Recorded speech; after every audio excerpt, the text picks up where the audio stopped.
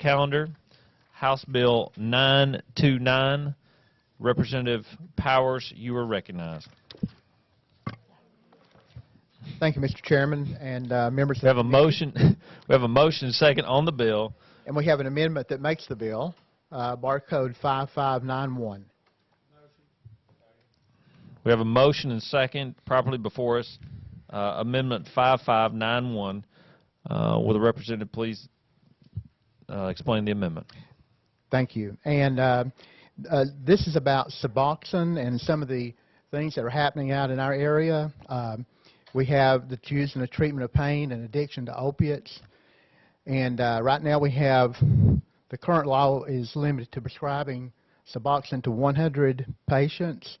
And I have someone that wants to testify. Can I go out of session just for a moment, please? I have somebody that needs to testify. Yes, Can we Representative, because he needs to leave in just a moment. Yeah, we have a request to go out of session.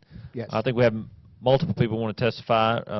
Representative Powers, if you'll call up your first person. We're out of session. Okay. Senator Yeager is going to be up first to testify. Wow. Senator, it's good to see you. Pleasure to see you today. It's nice. You're recognized. Thank you. Thank you, Mr. Chairman. I appreciate your letting me talk to the committee today. And it actually has been a pleasure sitting here listening to the deliberations. It's been a very good experience for me, and I appreciate the work that the House does. But I'm here to talk just a little bit about a bill that Dennis is carrying in the House, and I have the companion in the Senate, a bill that is trying to address a growing problem in East Tennessee with the abuse of the drug Suboxone. Suboxone is the commercial name for a drug, and the class of drugs it comes from is used to treat withdrawal, addiction withdrawal, or pain.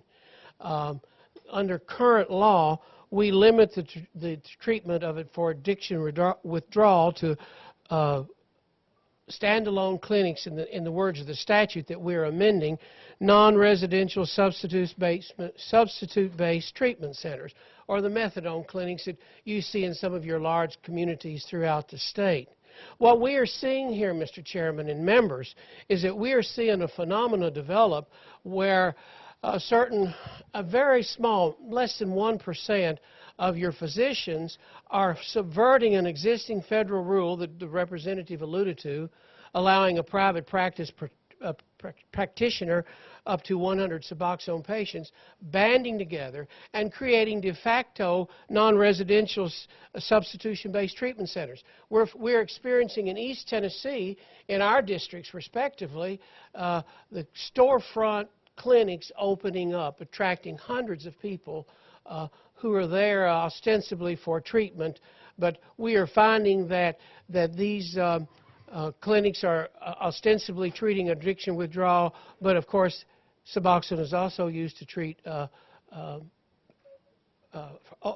addiction to opioids as well.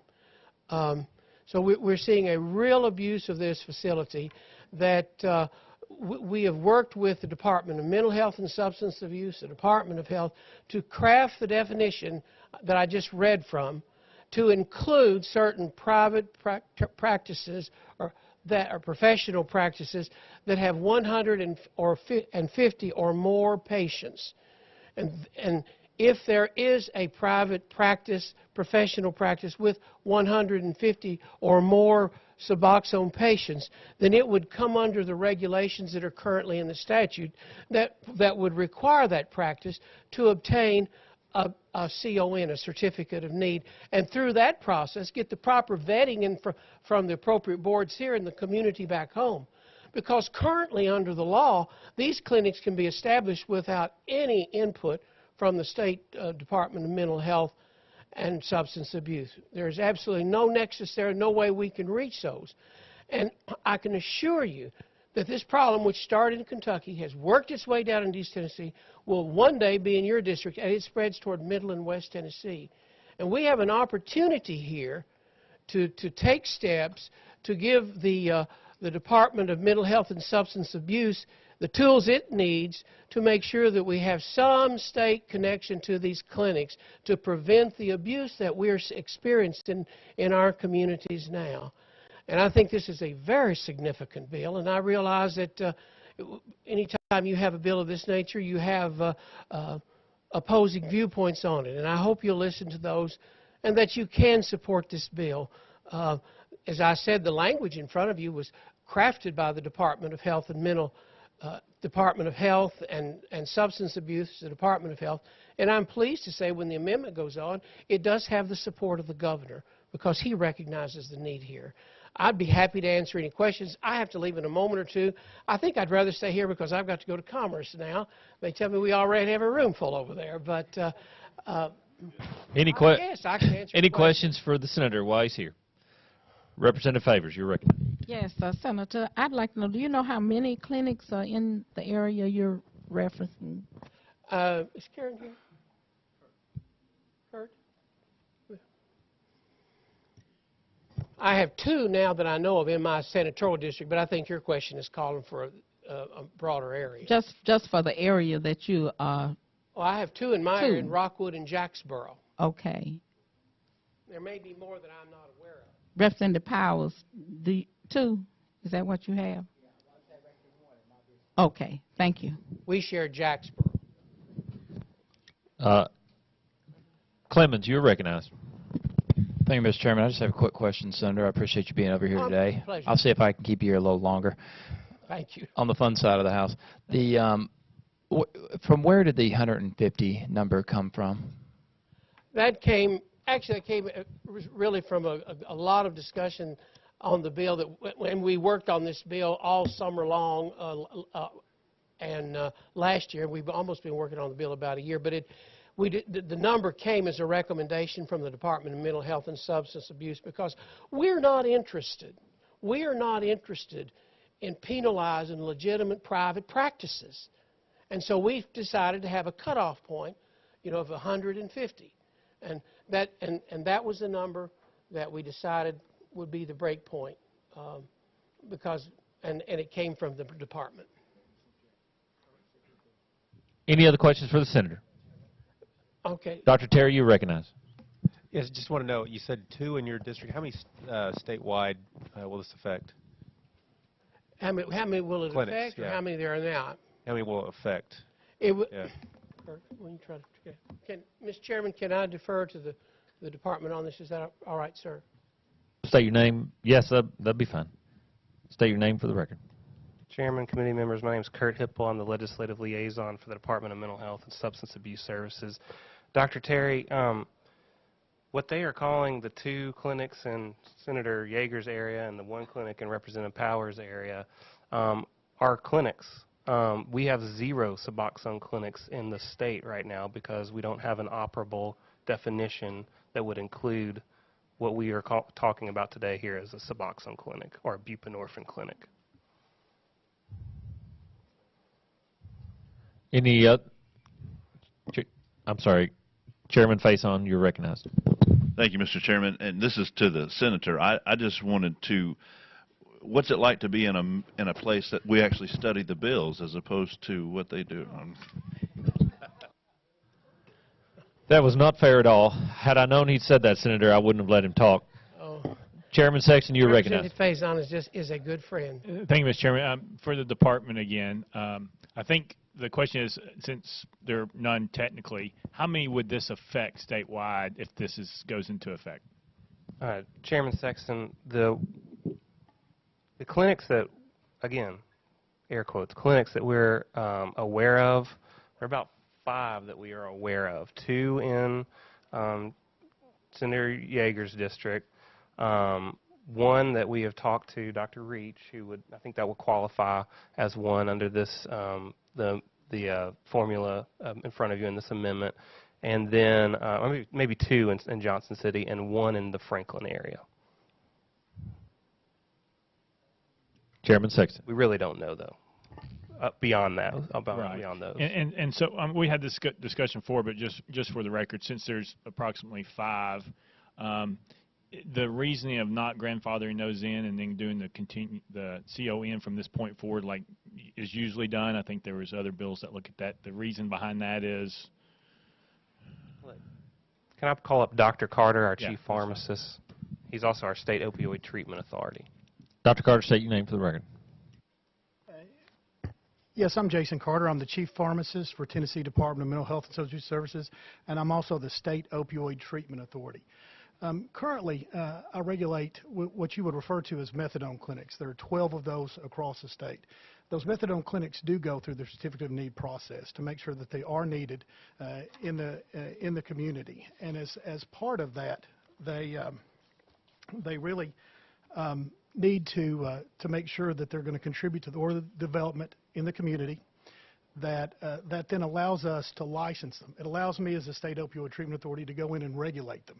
Right now we get calls about, what are you going to do about this Suboxone clinic that opened up in my area?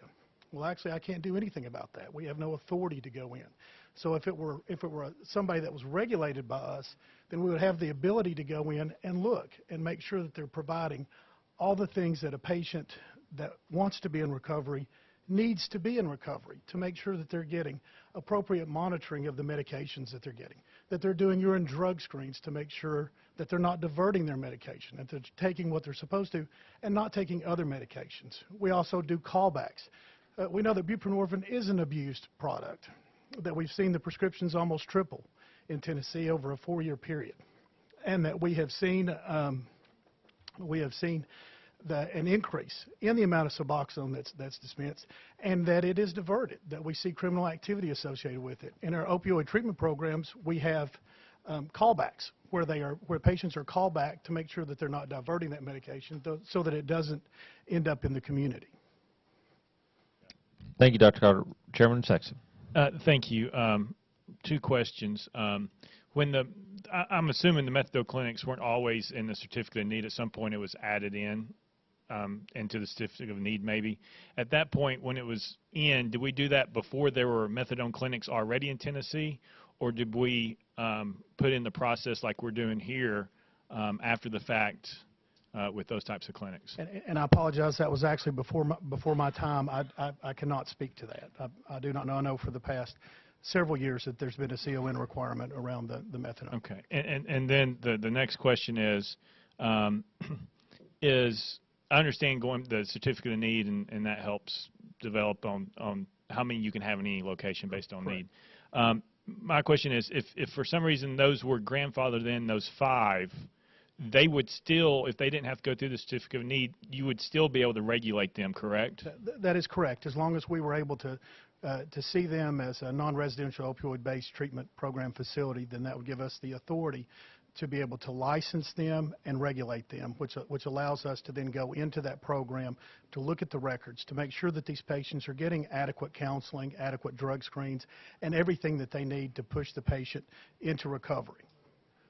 Right. Okay. Well, I appreciate that. So basically what I'm hearing is that there is the possibility to where they would be under regulations, those existing, if something like that happened. So I would assume if they meet the same definition of our rules as an opioid treatment program facility, then we would have the authority. I would actually defer to Kurt Hipple in case I don't want to speak out of turn on that. Okay. Thank you. Kurt, would you like to answer that question? Chairman Sexton, Chairman Williams, I believe we would have to tweak the rules a little bit, but we have that rulemaking authority, and of course we would do that through a rulemaking hearing so that all parties, all stakeholders would have a chance to voice their comments. Representative Hill. Thank you, Mr. Chairman. Mr. Hipple, thank you for being here today. Got a couple questions for you.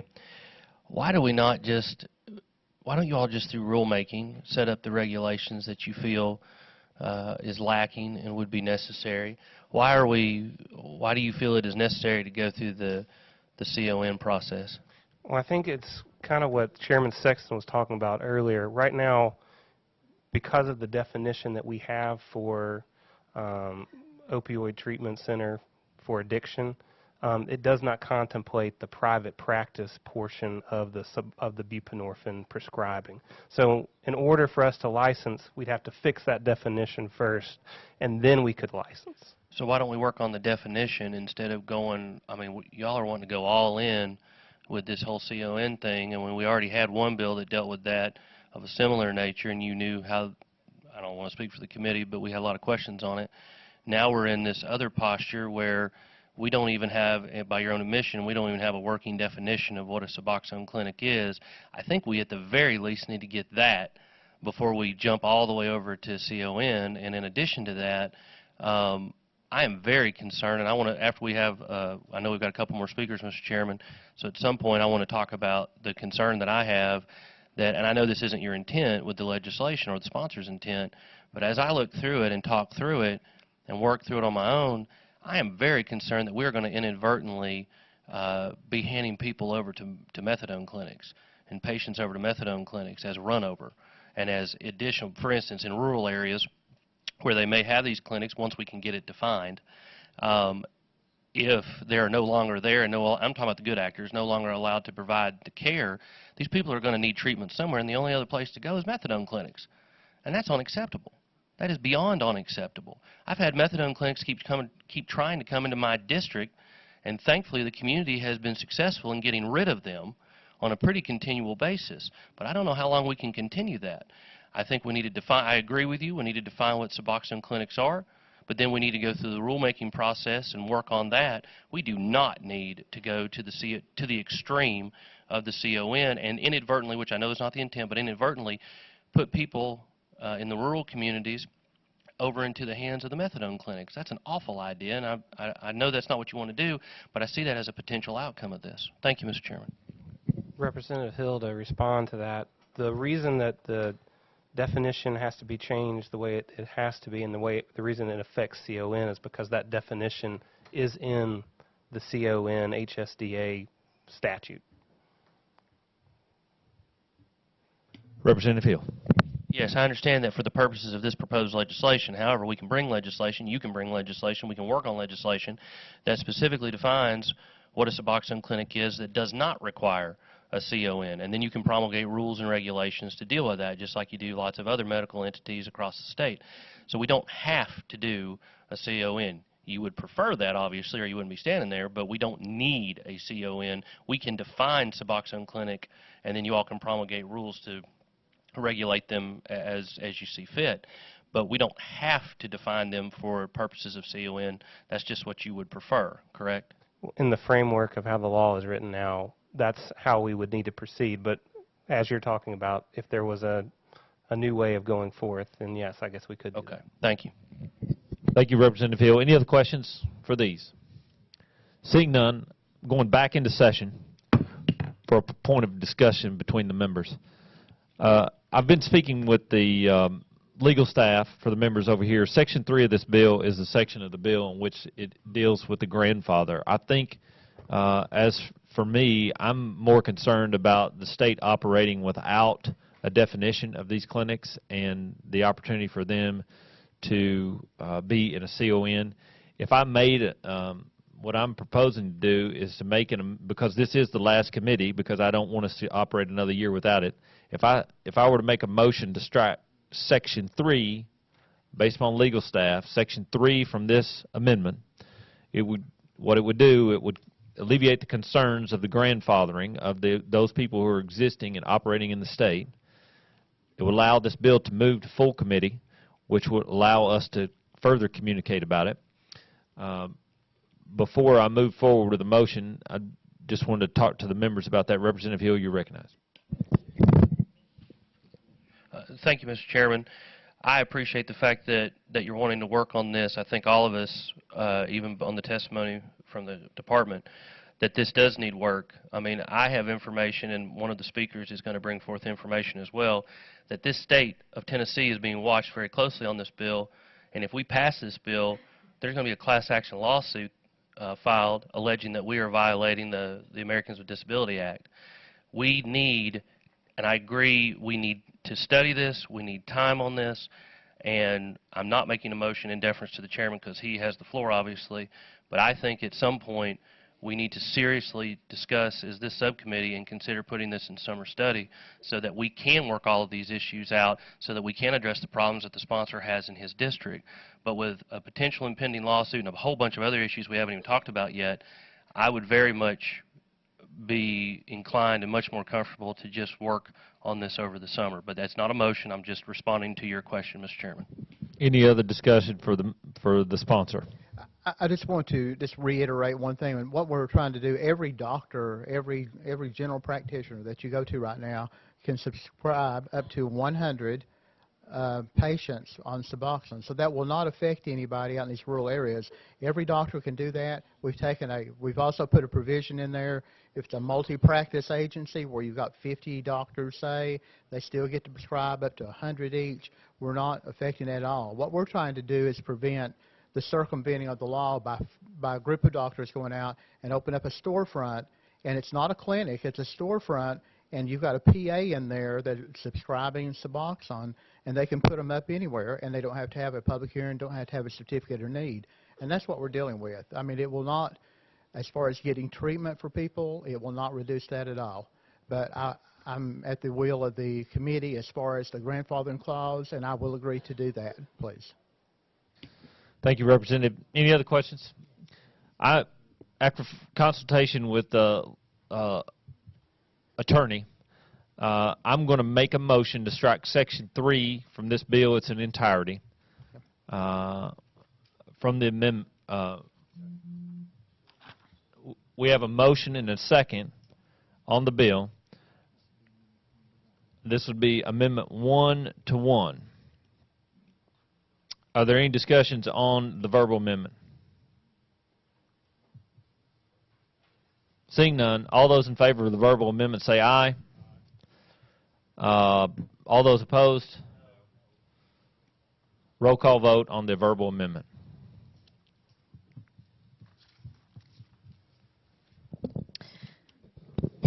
Representative Clemens?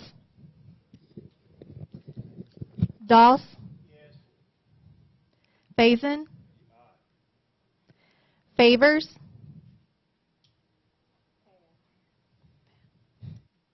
Hill of Washington? Kumar? Matheny? Sexton of Cumberland? Terry? Chairman Williams? 5 ayes, 1 no, 3 pass.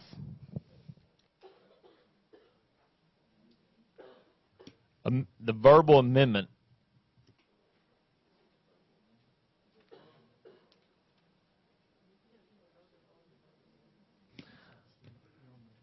we're back on the amendment as amended, which includes striking Section 3 from the amendment. All those, any question on the amendment as verbally amended? See, the original amendment makes the bill. Yes. Representative Hill. Before we vote on this, since it does make the bill, I move that we go into recess. I have a gentleman that wanted to give testimony on this bill. Without objection, we're out of session. Thank you. Thank you, Mr. Chairman. Please state your name for the record, sir, and the name of your company. Mr. Chairman, committee, my name is Dr. Tom Reach. I'm the president of Watauga Recovery Center in Johnson City, Tennessee. I am board certified in family practice, emergency medicine through the AAPS, and board certified in addiction medicine. I'm also the president-elect of the Tennessee Society of Addiction Medicine. I would strongly encourage the committee to turn down this particular bill. The bottom line is that this is going to put the good guys out of business. This is going to help the bad guys.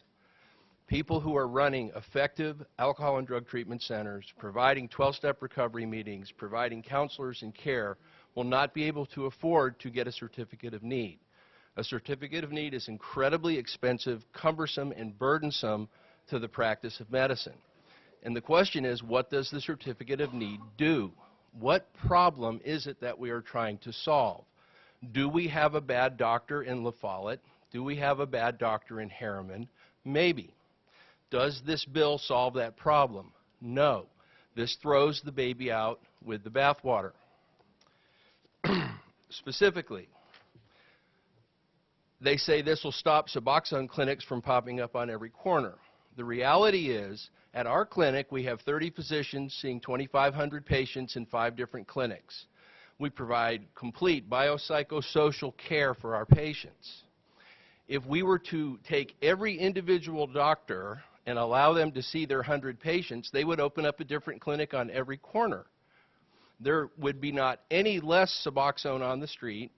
There would be less quality of care because we would not be able to provide the adequate 12-step meetings, the counseling, according to the American Board of Addiction Medicine, the American Society of Addiction Medicine standards.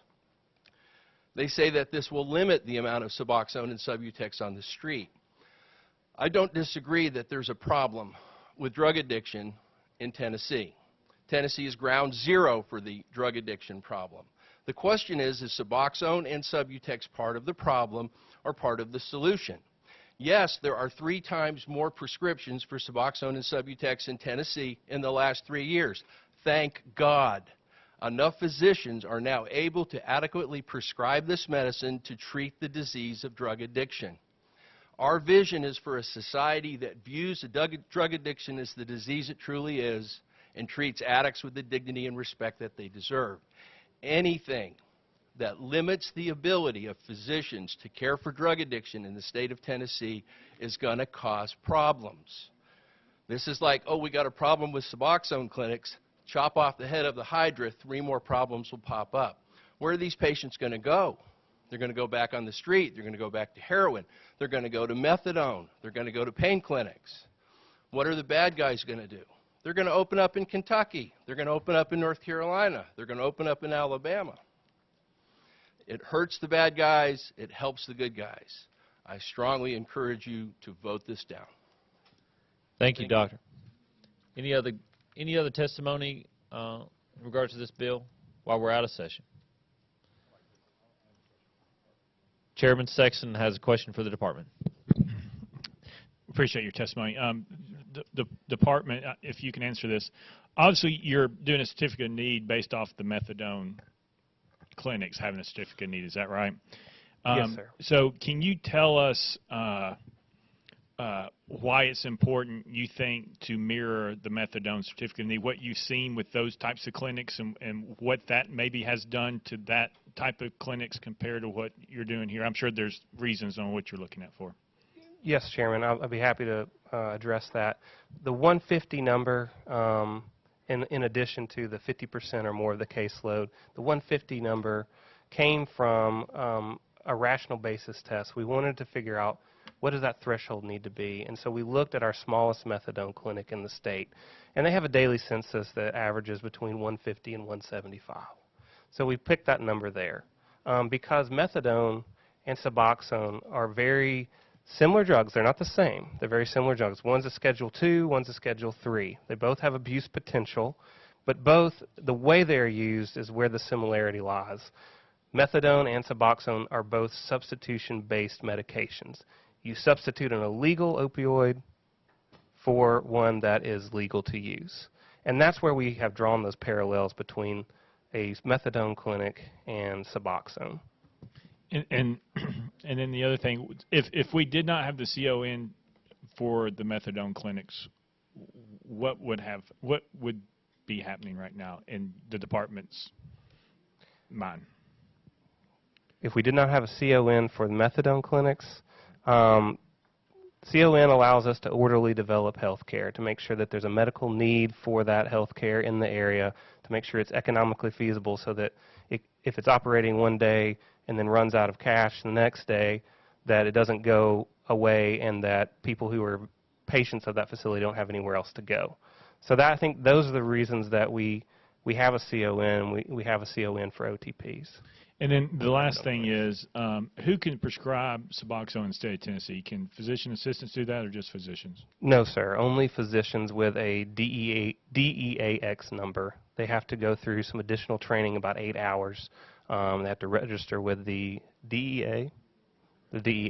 So we're not going to have clinics opening up running by PAs in the state of Tennessee? No, sir. Okay, thank you. Only physicians. Dr. Kumar, you're recognized. Thank you, Mr. Chairman.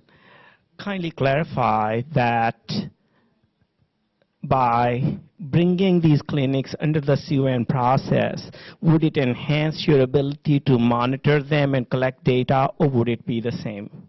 It would, Representative Kumar, it would enhance our ability to monitor. Just the couple of things that Dr. Carter said would be key. Requiring counseling so that the individual who is seeking out this treatment has the best possible chance of succeeding in that treatment and living a life in recovery. Second, instituting some drug diversion control programs that would say, okay, I'm going to prescribe you 100 tablets at the beginning of the month, so we know that they took those 100 tablets and didn't just take 80 and then diverted them or sold them or traded them for some other medication. That doesn't happen a lot, but it does happen. We want to make sure that we safeguard the community by having those drug diversion programs. Okay. And lastly, it would allow us to, if we did get a complaint from the community, would allow us to go in and be able to respond to that complaint and investigate. Okay, so you'll be able to monitor their performance better. In short, yes, sir. Okay. Also, by allowing clinics or office-based facilities that see less than 150 patients, is there 150 total census? Right. It's 150 150 or more who are on buprenorphine. It would not be their entire practice. Right. They had right. a mix of family practice and addiction practice. So allowing these clinics not to require a CON if their census for this particular treatment is less than 150, are we going to drive a lot of these clinics into splitting and having additional facilities? It's the Starbucks phenomena, so to speak. That is a possibility, but again, this bill its main purpose is to get that good definition on the books, an operable definition on the books, so that we can start to institute these safeguards. And the point is not to try to drive this very important addiction treatment option out of the state. Are there, I guess that may be a question for the sponsor, if there are any safeguards that a clinic, instead of getting a CON, splits into 3 clinics and assigns 149 patients to each. We have to anticipate things like that. Well, thank you. Thank you, Mr. Chairman. Representative Hill. What is the department's position or comment on the impending class action lawsuit against Tennessee if we pass this legislation?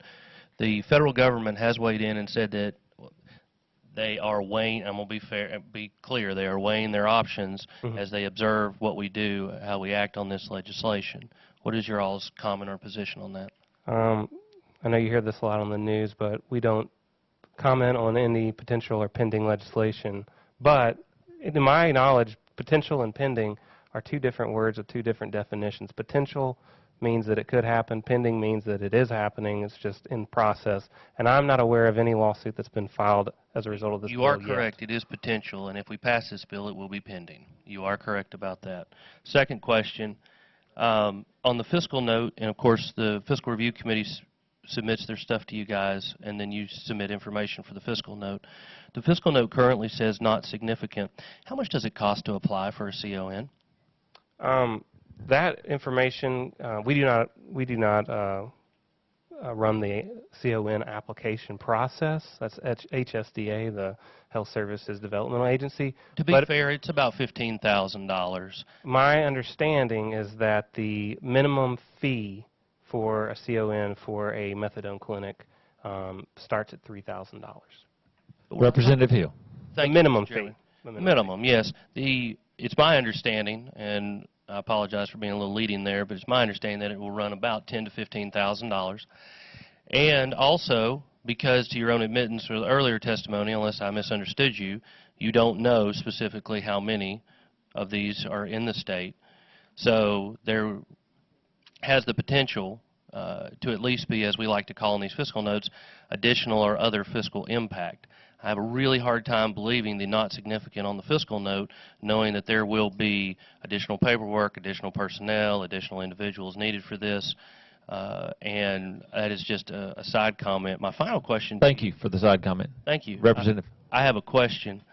It's a very serious question, Mr. Chairman. I have a facility in my district that offers everything from the treatment with the medication to counseling, 12-step programs, spiritual counseling, accountability, the whole gamut of care. If we pass this bill, they shut down. Where are my people supposed to go? To their doctor? Or to a methadone clinic that's right across the way in North Carolina. That's an awful, awful alternative.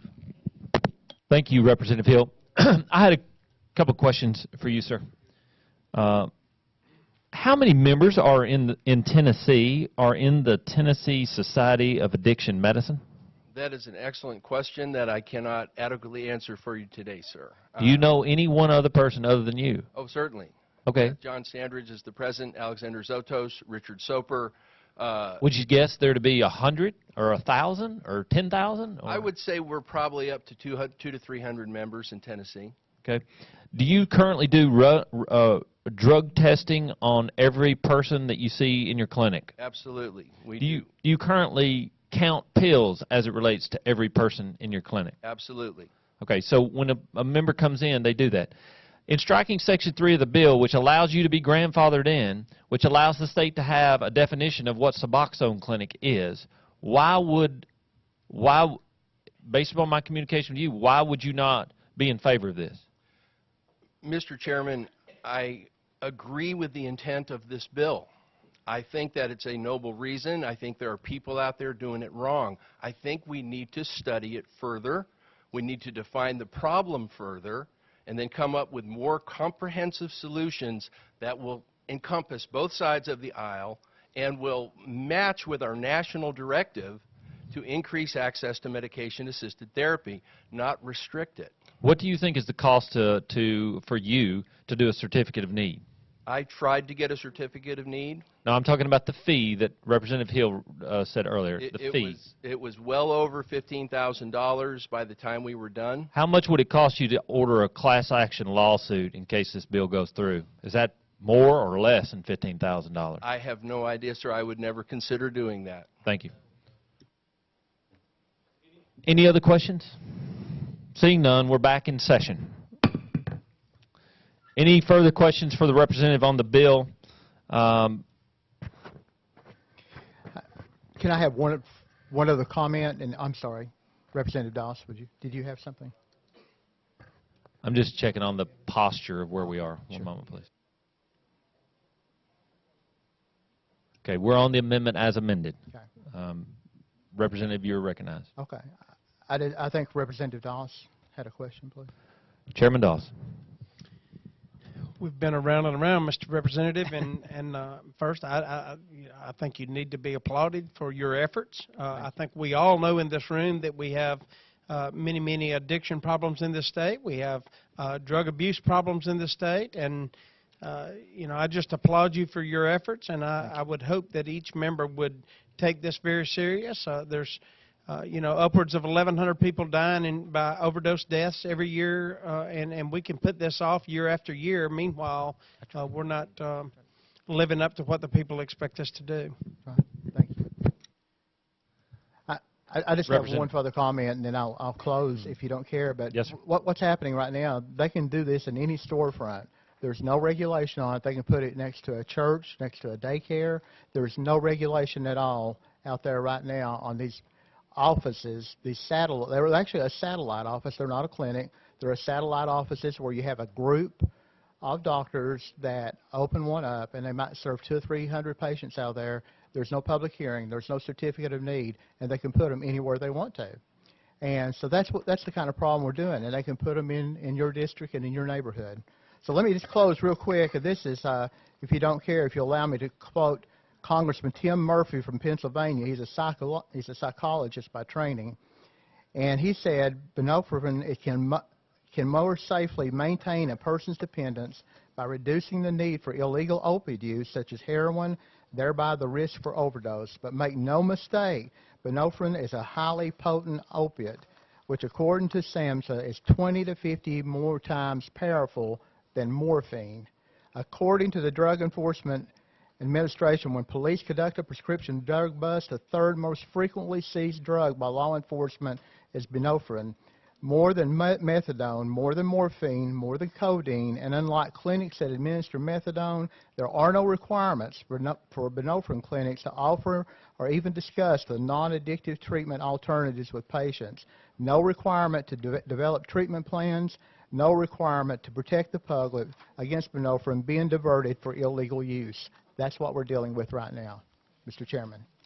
Thank you, Representative. The posture of the committee is we have verbal amendment on the representative's amendment. Any other questions on the amendment? Members, we are voting on the amendment. All those in favor of amendment number 2, as amendment 1 as amended, all those in favor of that amendment say aye. All those opposed? The ayes have it. The amendment goes on the bill. We are back on the bill as amended. Any further questions for Representative Hill? You're recognized. Thank you. And to the sponsor, I agree with you. We don't need the storefront clinics. Those are absolutely inappropriate. We do not need those. I'm more than willing to work with you on that. I agree with the department that we need a specific definition and they need rulemaking authority to set the rules and regs. I 100% agree with that as well. But the testimony of the department and your testimony have proven that we need additional work on this legislation.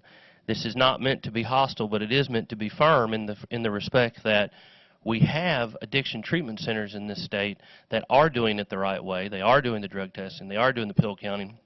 They are doing it the right way. And by requiring them to spend tens of thousands of dollars one time and then on an annual basis as well is something that is just, that needs to be, I just don't think is the right way to do it. And I've already expressed my concerns about the methadone clinics as well. But in light that this needs additional work, Mr. Chairman, I would like to make a motion that we move this bill to summer study with the true intent to try to address some of these concerns that obviously need additional work. We have a motion and second to move this bill to summer study.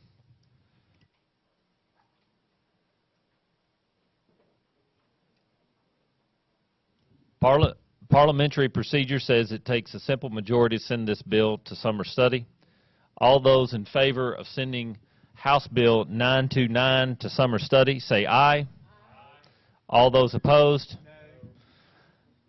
House Bill 929 goes to summer study. Thank you, Mr. Chairman, members of the committee.